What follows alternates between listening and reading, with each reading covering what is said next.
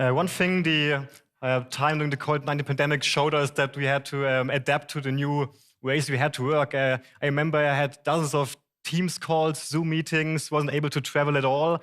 And in the end, we would like to discuss how this new stuff like Teams calls change the way how we're going to work. And we would like to discuss whether those changes are going to be permanent.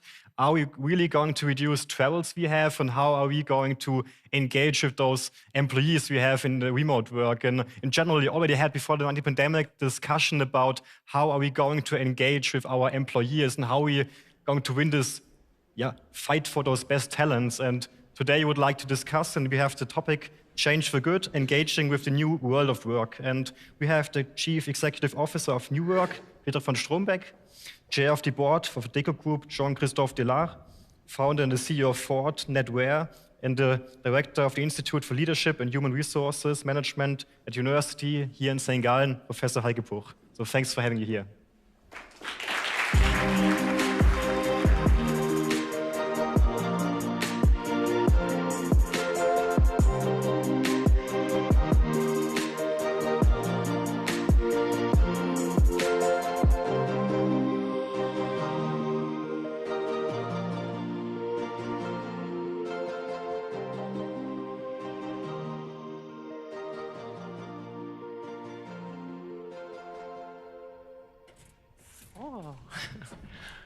Lou. Thank you. Thanks a lot. Yeah, wonderful. Huh? Welcome to our panel on the future world of work. And I see this topic as one that is most important for not only for business performance, for success in the world of working, but also for happiness, societal stability, for a number of very, very important aspects that are close to our heart. Through the pandemic, this topic of new ways of working has gotten a boost. It has gotten, a kind of acceleration here. But we are in the middle of this transition. And what I find particularly interesting about this topic, not only that from a research perspective, of course, as a leadership researcher, you want to understand this and work with companies on this, but I find very important that the view on that topic has not yet consolidated. They're very, very different views on that topic. And here in that room, I would like to do a little test to see what's your attitude, what is your view on this topic. Basically in our research, but also when we talk to practitioners, I have learned there are three very different attitudes on this. The first view of it, on it is, okay, we had the pandemic, and afterwards, companies will go back to the old normal, to the offices, and continue as it was before.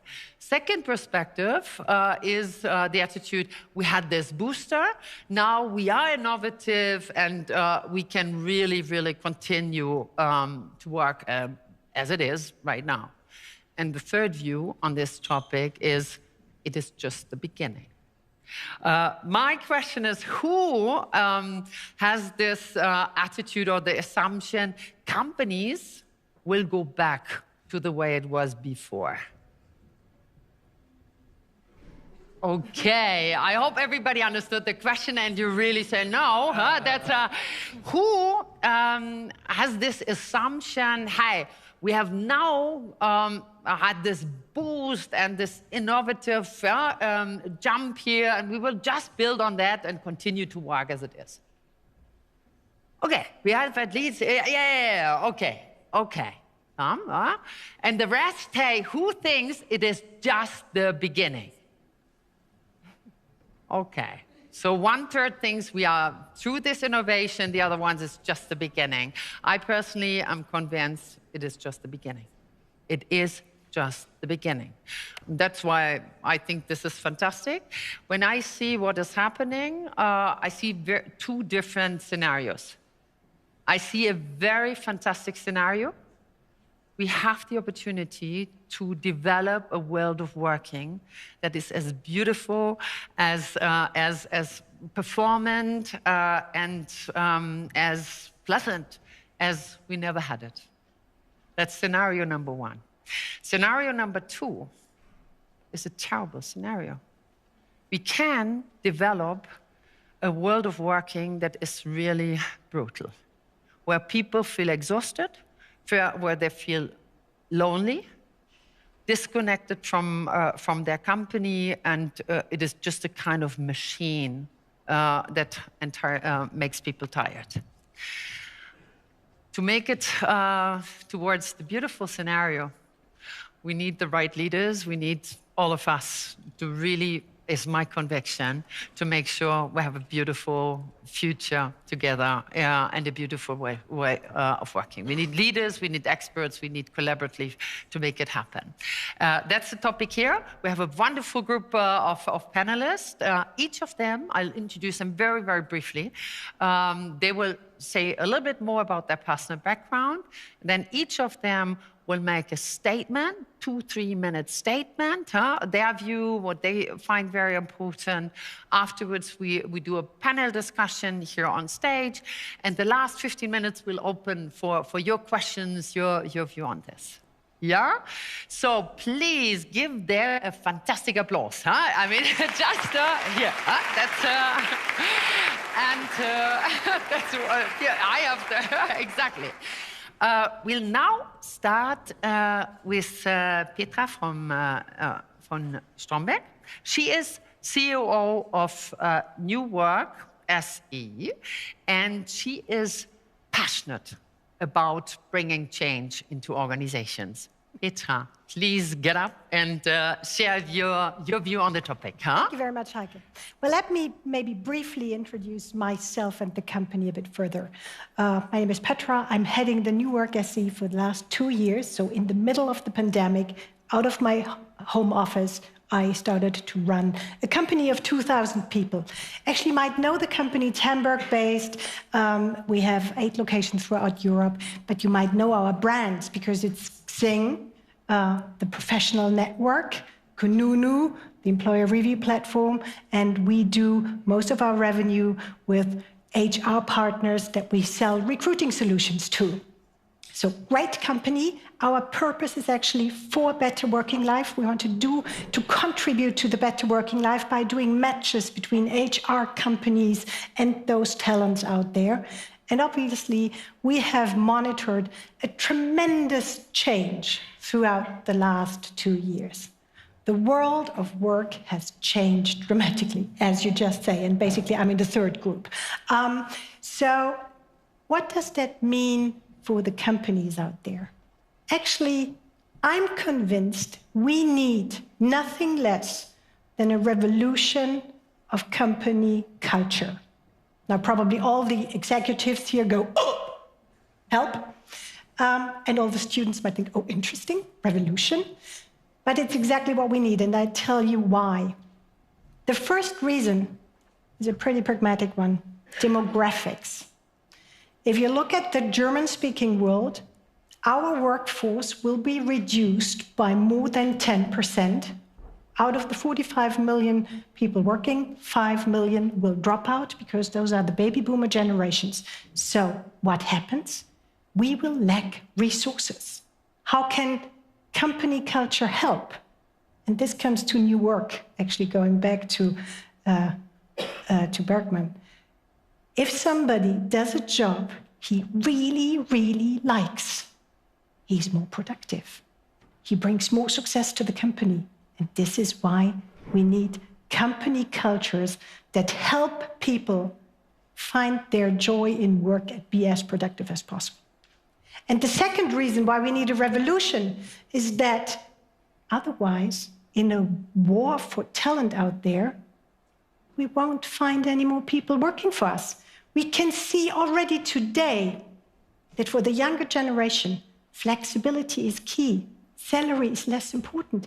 They want a job where they can contribute something that makes sense to them. And they want a company culture where they don't have to bend over backwards. So I would say and this goes to all the students, you are in great times. You have the chances of your life. Probably St. Gallen has always been privileged, but you will definitely have a great choice to find the job you love. Thank you. Thank you.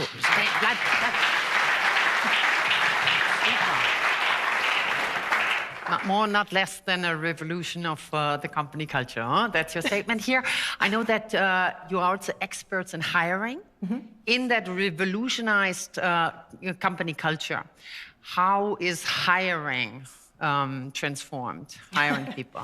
Yeah, there is definitely also a revolution in hiring. The new hiring is coming, definitely. I mean, if you look at the process, how it worked in former times, what usually happens, an applicant would send a letter, a CV, or via mail or whatever. What happened then? Nothing, for weeks probably. Okay. They never got a feedback. Even if they didn't get the job or weren't invited, they just never heard back from the company. That's the general status out there still. And actually what has to happen is that you stay in close contact to your talent pool, that you make sure, even if you don't have the job right now, you stay in touch. And you put out that offer and conduct that process in a very short time. Because otherwise, if you're not able to hand out a contract within 5 days, the person is gone. Yeah. So you better create a talent pool, you better are on eye level, you make sure that you treat your applicant as a client, guiding him through a process. Like that. That's the new hiring. Much, Petra. Huh? That's Stefan Kronberg. Now, we have another fantastic personality. Jean-Christophe Delars is here. He's the chairman of the board of the Adecco Group. And he's passionate about visible and present leadership. Welcome with me, Jean-Christophe. JC.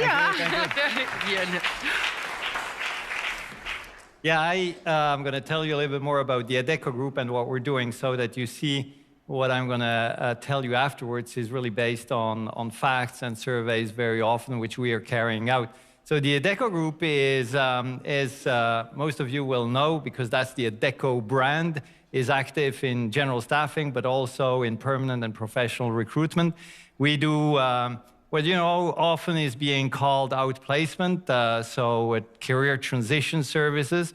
And we're very much in reskilling and upskilling. And finally, we have this brand, Modis, and now we've acquired ACA, so Accordis, which is specialized in talent, but also in consulting and engineering and in IT. We've got 38,000 employees, but we have, in fact, 2 million people every day under contract. So that gives us quite a bit of data, right? And we run quite a bit of surveys. So what I want to share with you in the 2 minutes allocated to each of us is to speak about the mega trends which have impacted the world of work. And the world of work is really dynamic and has been impacted by essentially, I would say, the geopolitical uncertainties, the gig and platform economy, and obviously the digital revolution. So let me maybe not go into the 3 of them, but rather tell you what we see happened with these megatrends. In fact, they accelerated throughout the COVID crisis. And what happened then is an impact on the work, which we were able to identify, which is the following.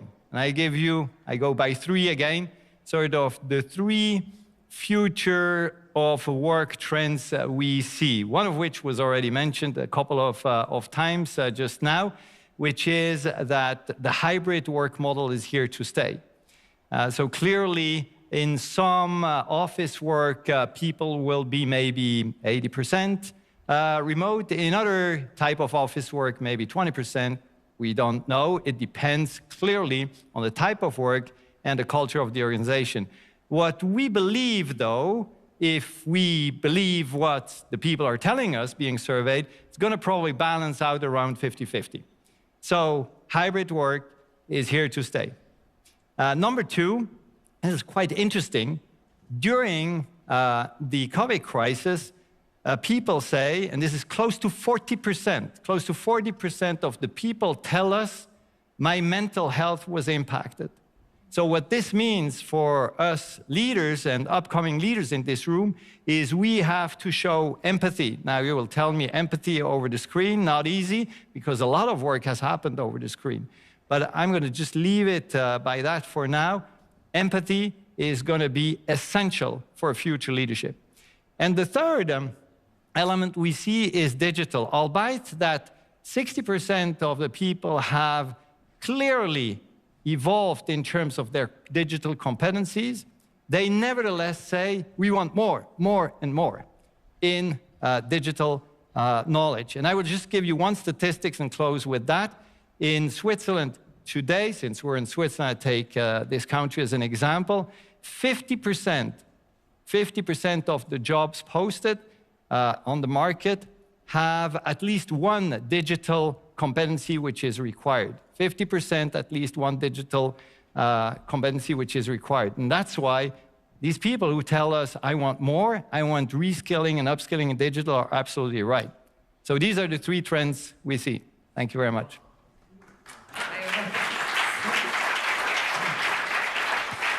Very, very interesting. Thanks for sharing these insights. I'm building on this.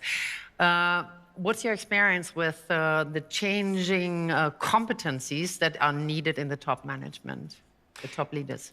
Well, it's the empathy that I was referring to before, but it's probably, if we step back, what empathy means is probably a multitude of things. You know, when you think empathy, you think immediately, well, warmth, proximity to the employees, and that is sort of everyone's leader's responsibility.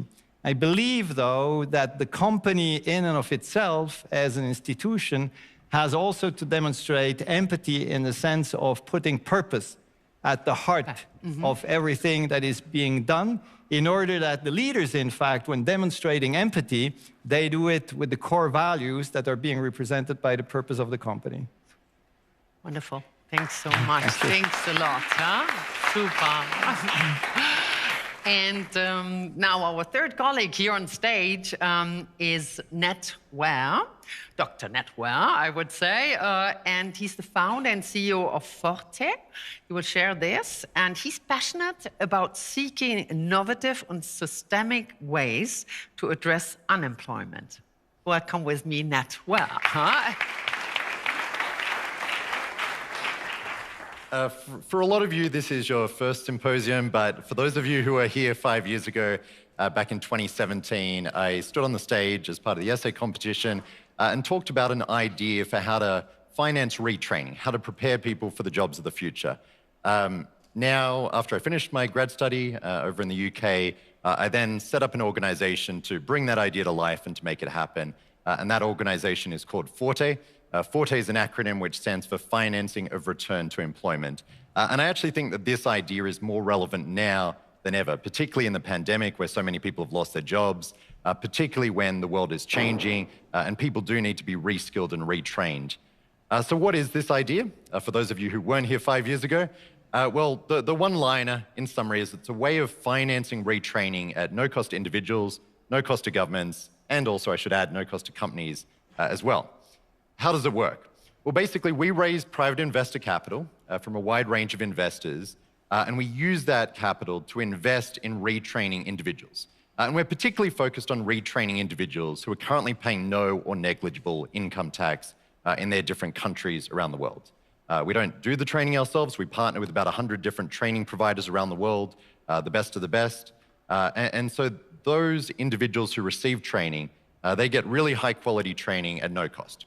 They don't pay anything now, they don't pay anything in the future. And what we do is we train them in areas of skill shortage, particularly digital skills, everything from programming to data science, data analysis, web development, etc. And then we support them to get into jobs. And as they get into jobs and start earning incomes and start paying income tax, what we do is we have agreements with governments around the world where governments just pass back to investors a percentage of the increase in the income tax they receive that's attributable to the retrained individuals for a certain number of years. So it could be 80% for 3 years, 50% for 5 years, 20% for 20 years, etc. So we're doing this in Australia, we're doing this in Colombia, and we should be launching in many other countries over the next 6 to 12 months. But why do I like this idea, and why do I think it's relevant when we're talking about the future of work? One, from the perspective of individuals, I like it because there's no chance of exploitation, there's no chance of predatory behavior, social impact is maximized. So we're able to take people and give them new opportunities to get back on their feet and to achieve their potential. From the perspective of governments, our approach is government shouldn't pay for something that doesn't work. Government shouldn't pay if people leave the country and the country doesn't benefit. And we also want a model that doesn't worsen the budget. Many countries around the world are pretty financially constrained at the moment. This is a model where governments don't have to worsen the budget to invest in people and to help disadvantaged individuals. And from a cash flow standpoint, governments get in the revenue first in terms of uplift in income tax, and only after that, in the future, do they pass on a portion of that. So governments always know that the uplift in revenue is greater than the expenditure. And from the perspective of investors, I think this is a great model of impact investing because it perfectly aligns social impact and financial return. How do you make more money? If the education actually works, if it actually helps people, if it actually leads to jobs, good paying jobs, etc. So I sort of view this as trickle-up economics. Let's help those who are disadvantaged, then benefits flow through the system. And obviously for education providers, it's a new business model for them. For companies, it's a way of getting new talent into their company and to therefore expand and increase productivity as well. So I do think this is mutually beneficial, and I think it brings together stakeholders in a really nice way, and I think it's particularly relevant now as we think about the future of work, the future of employment, and the skills that are really needed. Super.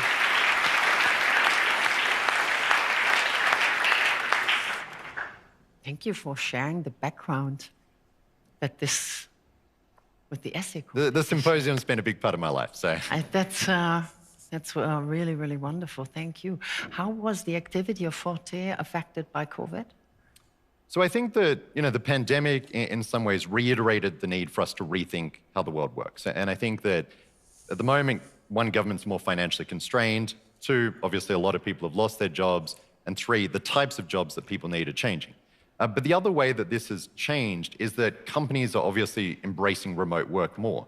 So we're training individuals in Colombia, for example, at the moment. Now, they can stay in Colombia, but they can be employed by firms in the US or Canada or elsewhere. And so there's actually a great opportunity for individuals in the global south who develop those right skills to actually move forward and to earn great incomes working for great companies wherever those companies are. So that's another change that I think has sort of played into the Forte model and meant that it works even better than it did previously. Super. Thanks so much. So, our hosts said, Heike, do not only facilitate, but also do an impulse and share some insights about your work here. All of the panelists introduced their employer. My employer is the University of St. Gallen. And everybody who knows me a little bit better knows that this is my preferred university on earth. It is simply the best. Why? We have a lot of entrepreneurial spirit. We do in our institutes, and we do a lot of research, basic research, but always applied basic research, looking at what is going on in practice. And the last, and certainly not the least reason, is these phenomenal students that we have here.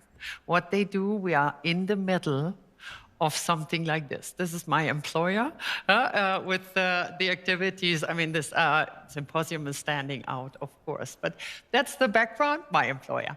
Okay, what do we do? Leadership research in our Institute for Leadership and Human Resources Management. Of course, leadership, culture, new work is core. We started with this topic already, new work, new culture in 2015, and we always work evidence-based. We collect data about 20,000 people we survey every year, and we can see the trend in that barometer. And only a few numbers. I said COVID gave a booster to new work, mobile work, hybrid work. Before the pandemic, 26% of the people had access to mobile work, to home office. After the pandemic, 2001, in the pandemic, 56% had it. Okay, we see the booster. But we also see 44% don't. And we must make sure that we don't have a division between the ones that are very modern, free, mobile, and self-driven, and the others. Then I said, hey, when we take stock, we get an ambivalent picture. When you ask, hey, how happy are people with hybrid work, and do they get along in the home office? 56% struggle. On average, they say, hey, I have techno stress, I feel lonely, I'm sometimes operating at the limit. We always look at the implications of gender. The generation that struggles most is Gen Z. 73% of them say, hey, I don't have a network, I don't know where people are, I want to get feedback, I want to learn here. Or sometimes they are single, they live at home alone, something. So we also look at things, typically St. Gallen, from a systemic point of view. We always look at them also, how do entire organizations do? And we can we cluster them, modern versus not modern, successful versus not successful. And most interesting are the companies that are highly successful in the new world of work, successful pioneers. In 2016, that were 5% of the companies, so we were hoping, hey, come on, progress, more of them. Now it's 7%. The group that grew most in the pandemic is the one that we called modern, overwhelmed companies. That are stressed, that are unorganized, people are exhausted, they are struck with something that's called the acceleration trap. That was 19% in 2016. We continuously looked at 2021, it was 39% of the organizations. As a result, less successful, not fast enough, we need speed, and just significantly less successful, less healthy, less attractive. So we need to avoid this. What we found here is culture, leadership, the way we collaborate. That makes a difference. Not the technical, not the structural, not the rooms in it. It's the way we lead, culture, the empathy, the competencies of people that we need to make happen here. From our perspective, leadership has two main tasks. One is inspiration, creating energy for performance, and the other one is caring, much more explicitly. So building on that, we will now start and go into our panel discussion. Oh, thanks a lot. Huh? That's here. So I look forward to that and our questions. I ask all of you, when you take stock, the learnings from the pandemic, recommendations for practice to go towards the beautiful future. Who would like to start? I see someone who's Petra, huh? You go. Yeah, you go first. Yeah. Happy to share some insights. Actually, it's about communicating even more, and I really think it in the sense of the word. We have intensified our internal communication by actually producing videos on a weekly rhythm to update the people. Brought in video snippets from all kind of units to make sure that we have a feeling of belonging. We actually called them campfire videos, to literally sit around a campfire and integrate everybody. So we did a lot of effort in internal communication, but also in one-to-one or one-to-many communications in little groups, in all kind of virtual conferences. You have to make sure to communicate differently, with more empathy, listen better, and make sure that you get the message across also of what is not said. You have to hear what is not said, and you have to communicate broader in a different sense. Thank you. Who else would like to go? Yeah, well, I can just, you inspired me with respect to your words, with respect to hybrid work, etc. I was stunned to see that now, let's call it post-pandemic, although that's, difficult to say when you look at what is happening in China. But anyways, post-lockdown in many countries, you had companies, in fact, obliging people to stay at home and to work remotely. I mean, you had a number of tech companies, big names, you know, so-called modern companies who were telling their employees, you stay at home, real estate cost and whatever. And you had other companies, and you look at the New York banks, right, who said, you better come to work now in the office. I believe both extremes are actually wrong. What our surveys show is, and I go by, you know, what we gather as data and just not opinions, is that people, and I see many young people here in the room, they want flexibility. And why? Because they want to adapt to their life. When they have children, when they have hobbies, when they are socially engaged, etc., they have, during their lifetime, different needs. And hence, they want to adapt to these needs in order to have a successful life and not only successful work. So I believe the future is a future of flexibility. I think the ones who are sort of taking learnings that culture has diminished in companies are right. But I think they go overboard, obliging people to come, all of them, right away, 100% at work. I think, and it's not because I'm Swiss that I'm trying to cut a Swiss compromise here, but I think the flexibility is the right future with respect to hybrid work. Thank you for bringing this in. I would build on that to say quite a number of people think what we had during the pandemic was new work. Forced home office has nothing to do with new work. It's as bad as forced presence in it.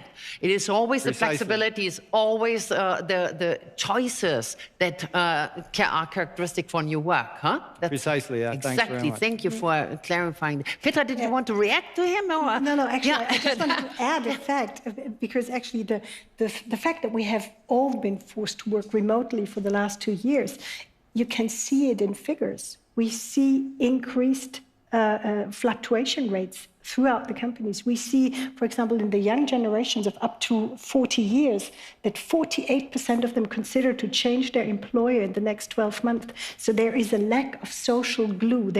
Something has been lost in those times. So I would completely agree that it's neither nor. The world is hybrid. Yeah, thank you. Nat, what's your recommendation based on the lessons from the COVID? Yeah, I mean, I agree with a lot of what's been said about the need for flexibility. You know, we also find people obviously want purpose in their work, to state the obvious. And, you know, ideally people don't want work to just be a means to an end, but really to sort of be integrated into their life and work with their life. I guess one point to make that I sort of touched on before is, because of this transition, companies can now sort of hire from anywhere. It is very much a global talent pool. It's not the case that our office is in this one place, therefore we have to only hire in that one location. And I think that creates great opportunities for companies and also great opportunities for individuals as well in different parts of the world. It does obviously present a challenge of, if you do have a remote team scattered around the world, how do you create that culture? How do you create that social environment? I mean, the approach that we've taken is, you know, every 2 months or so throughout the year, we bring together the team in a particular location and sort of, you know, pack in a lot of the socializing and that community building and that culture building into a short period of time. But outside of that time, allow a lot of flexibility in terms of where people are, where they work from, etc. How often do you have that community? I mean, it's changing depending on lockdowns, but we try to do it sort of every 2 to 3 months. And what is going on? What's happening during these sessions there? Sounds really interesting. It's the stuff that's better done in person. So it's nothing that you can do outside of it, but everything from planning, brainstorming, discussion, a lot of sort of questioning assumptions, a lot of playing devil's advocate, and also just having an enjoyable time together to sort of build that team culture and that community. Good, yeah, okay. Where are, from your perspective, limitations to that flexibility, individual choices? Everybody's trying to maximize his benefit here. Is there maybe, JC? Yeah, well, the limitation, or put differently, what we need to work on is that, as a corollary to that, is that the 9-to-5 work is dead. So people cannot be assessed anymore on And you know, I say this because it sounds too many obvious, but it just isn't obvious. It's not the amount of time you spend at work that is relevant, but it's actually the outcome of your work. Like that. So the entire performance assessment methodologies, let's put it that way, the standards in place in many of the HR departments of companies needs to be revamped, revisited in order to make sure that this all fits together, right?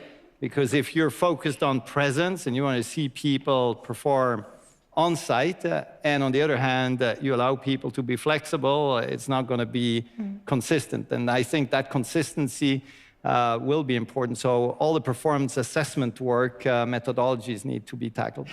Yeah, There is very good. one more limitation, but that's more a government thing, I guess. It's all about taxes, social security, and all the bureaucratic framework. Because to be honest, it's a real nightmare to have people working all over Europe and organize that, because this freedom is simply not to the full extent feasible in Europe right now, because social security systems, tax system, they end at the very border. So you have to set up new companies or organize differently, so that there's a whole regime from the government side to be set up to allow that flexibility. I will share an experience with you because I was growing up, you know, in the corporate world in my life, so clear standards, processes, policies, etc. And I've got this friend who has built a startup, and he told me, oh, it's very simple. I don't have any expat policy other than the following. And he's in Switzerland, actually. So he says, for the Swiss people, or whoever, citizenship is not relevant. For the people who want to work in Switzerland, I mean, they get whatever. I'm just saying something, 100,000 Swiss francs for the job in question. But everyone can choose where they want to work. But as soon as they cross the Swiss border, if they want to be on a beach in Australia or wherever, be my guest. But they're going to get half of the pay. And, you know, I'm just sharing this because we're sometimes in our corporate world, you know, crafting all these policies. There's a huge administration around that. And there is some simplicity, I think, which belongs also to that new world of work, is to be flexible, adaptable with simplicity, and cut all of these huge administrative processes. And this is a past HR leader speaking to you. So I built this stuff also, you know, I'm guilty of all of this stuff, if you will, and I need simplicity today, and we want simplicity in this respect, I believe. I like that. I may share also a practical experience, and that's from Novartis. Novartis is of course a huge organization, but I admire very much what they are doing.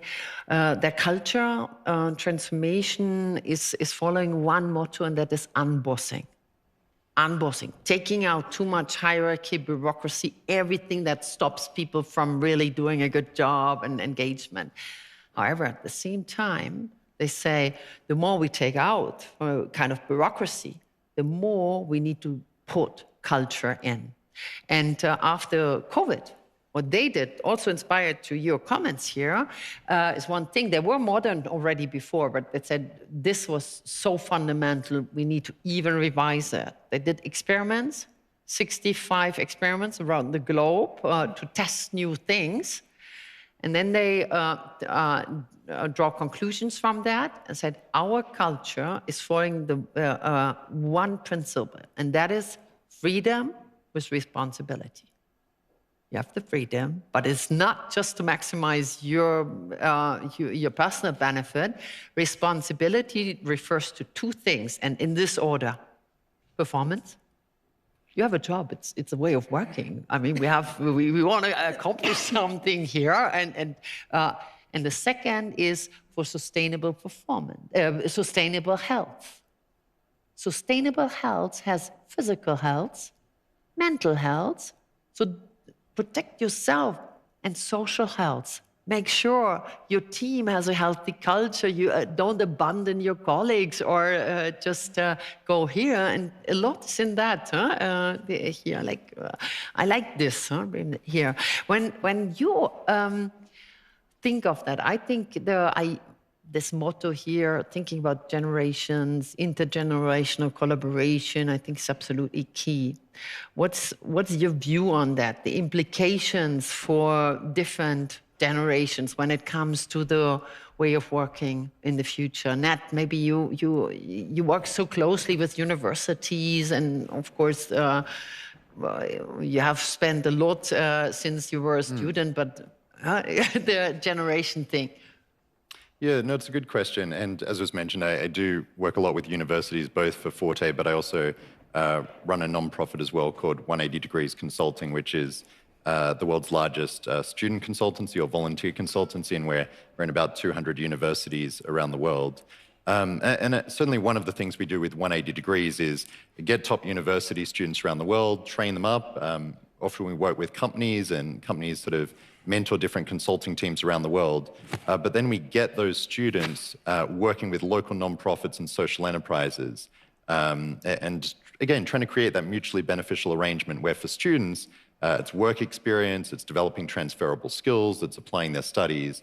And for nonprofits and social enterprises, it's a way of getting support to solve whatever challenges they're facing and scaling up and having a greater impact as a result. So I think when we think about different generations, it is about looking for those mutually beneficial solutions where the younger generation can win, but that's not at the expense of people who are later on in their life. And just, looking for those win-wins. Oh, yeah. May I add to that? Because I love that theme, because to me, it fuels diversity, right? When you talk about multi-generational work within the companies. And take Japan, for example, where 15% of the workforce is above 65. And I love the fact, that the elderly, let's put it that way, and up to 80 years old are in fact helping the youngsters, and vice versa. Yeah. And obviously, it's not always easy to get along and to understand. A few years ago, we said, well, the millennials they have a sense of entitlement. They're probably a bit selfish. They're probably a bit impatient.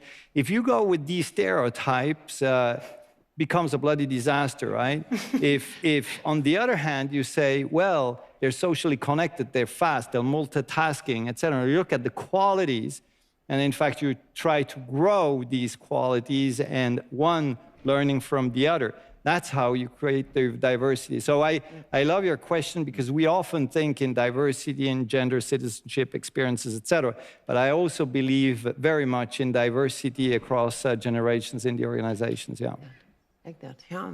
And what I loved about your Novartis example is actually the trial and error approach. That's something we do also. We test new concepts, evaluate together with our employees whether it works or not, being it for hybrid work or for remote work, which concept work, or also for team setups. What is the best concept and what can we drive forward? So I think really new work is about trial and error also, to learn from failure and adopt the best concepts, because there's also no one fit solution for all companies. It really depends on the culture. Yeah, absolutely. It's good. Just one thought, and then I will open up here for your comments and questions. When you speak of diversity, I think the generational diversity is absolutely key. But when it comes also to hybrid work and the preferences, there's one personality trait where diversity is very, very relevant. I don't know whether you've heard that already. There's two types of people. One is the separator. There are people who like to separate work from private activities. It's a personal preference. And the other one is integrator. And I always recommend to talk with your team, of course, be yourself aware, what's your preference, and then talk with your team about the personal preferences. Do you like to integrate, like to separate? When it comes to intergenerational differences, the younger the people are, the more the preference is to separate. And we need to know that, huh? To say, hey, which personality type am I, huh? There to play with the diversity. Let us now go into an interaction. We open for your comments, your questions here, and our team here, or the host, the St. Gallen Symposium team, will give you a mic. Who would like to start, ask a question, and open the dialogue? Yeah, here, right in the front. And please get up and say how old you are and where you come from.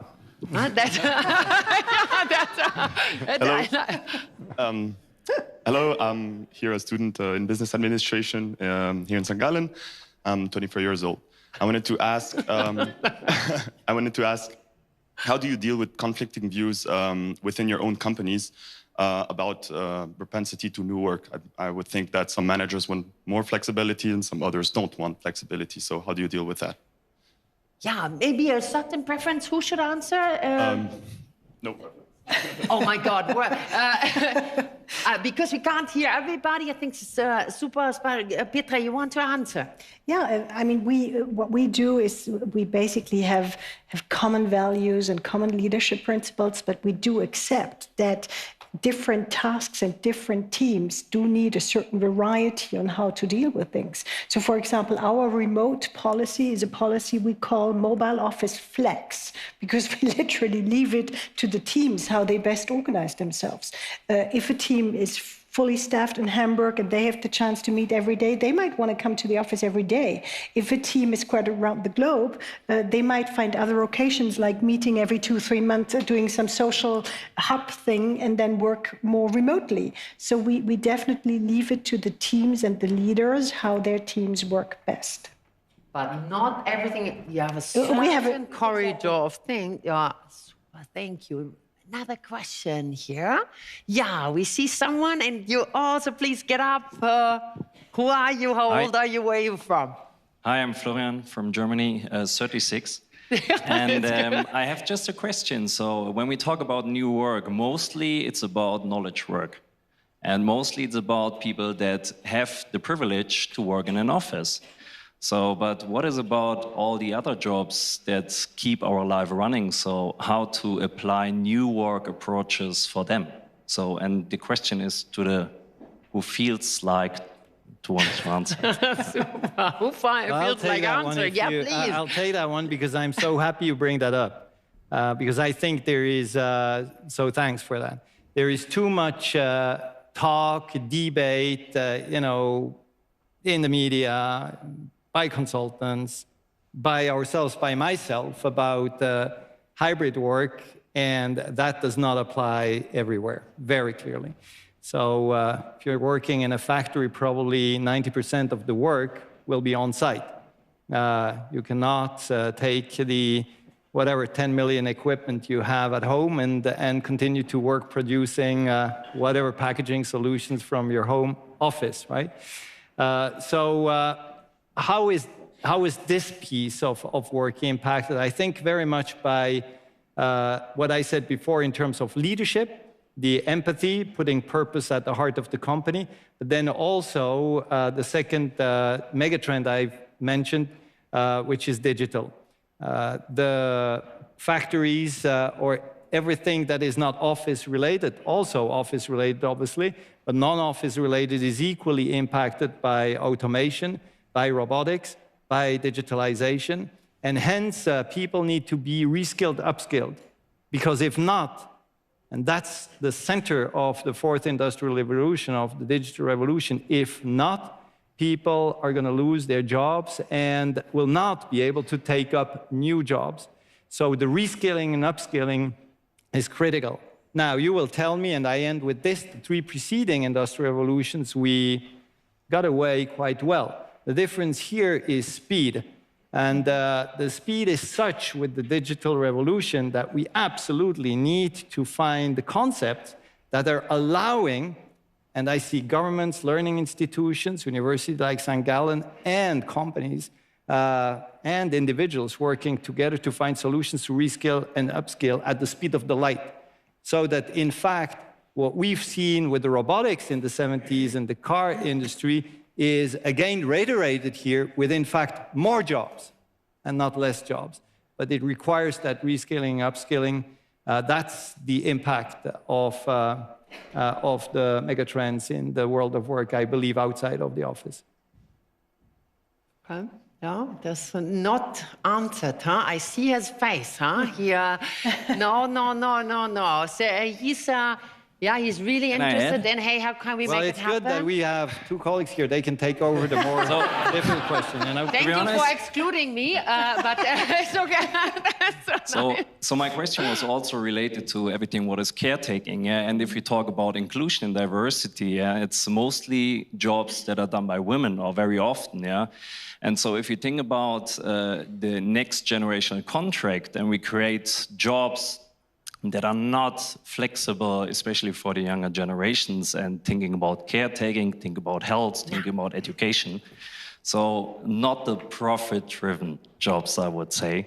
So maybe someone has another answer for this. Maybe additional, because sometimes not all the answers exist already, but we can add other solutions, right? Actually, I'd like to take on the caretaker. I'd like to give you an example of a company that we came across. We have a new work award where 300 companies apply per year, and we kind of filter and then give out the award to the best companies.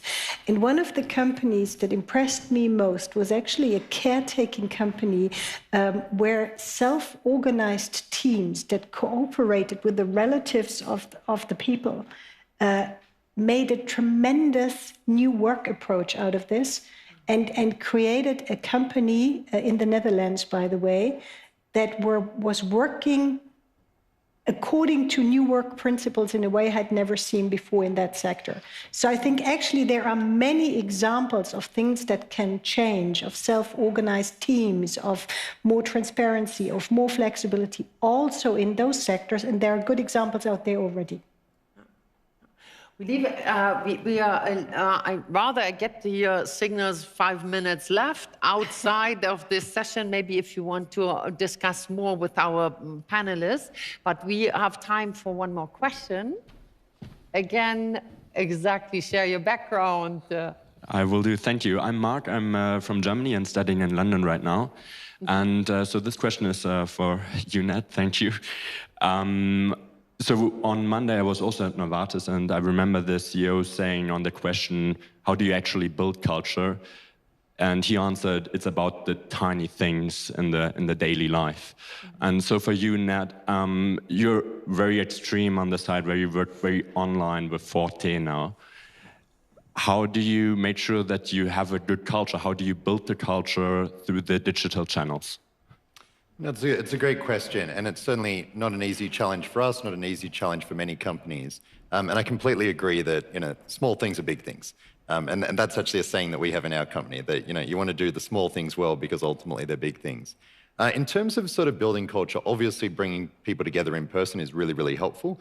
I think also just being clear on what the culture is that you're trying to build.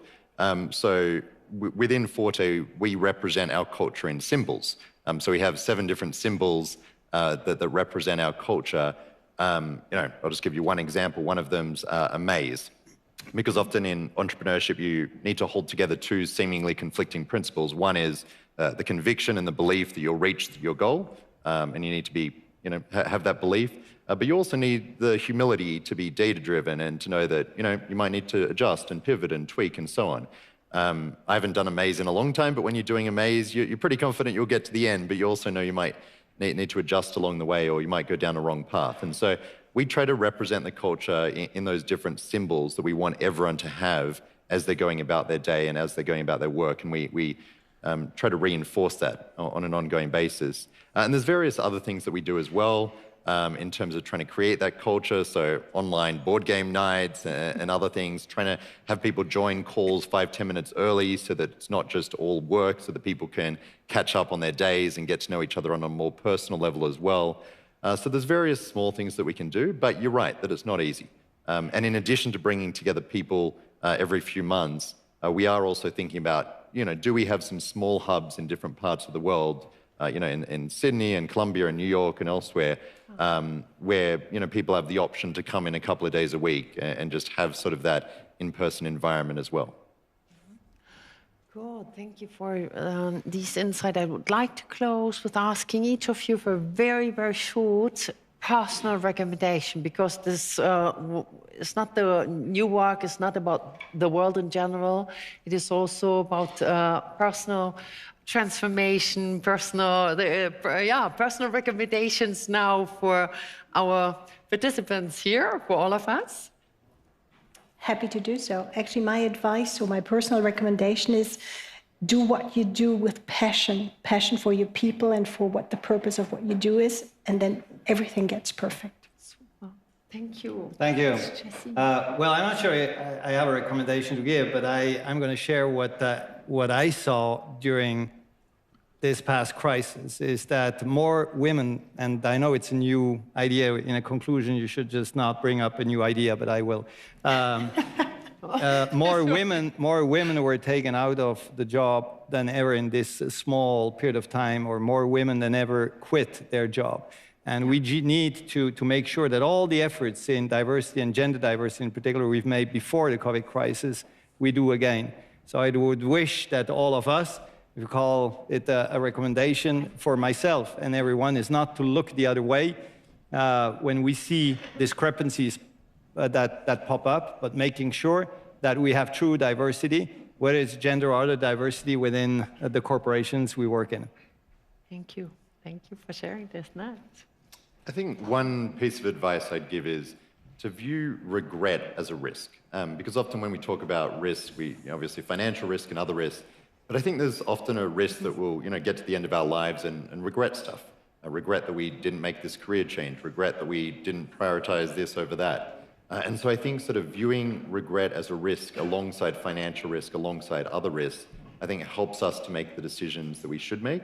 And ultimately, yeah, we want to get to the end of our lives and look back and be proud of what we've created, the impact that we've had. And I think having an impact on the world's never easy, but it's also never been easier.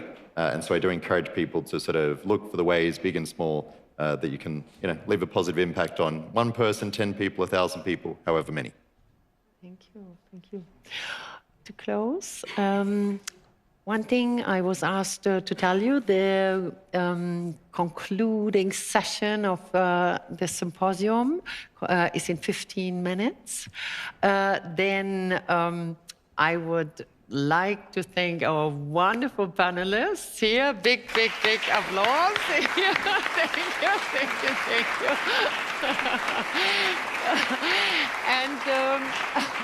And with my little advice, personal advice, there's one most favorite quote from Peter Drucker that I think is so relevant. It says, as a leader, and I see all of you and all of us as leaders, your first and foremost task is to take care of your own energy, and then to help to orchestrate the energy of others.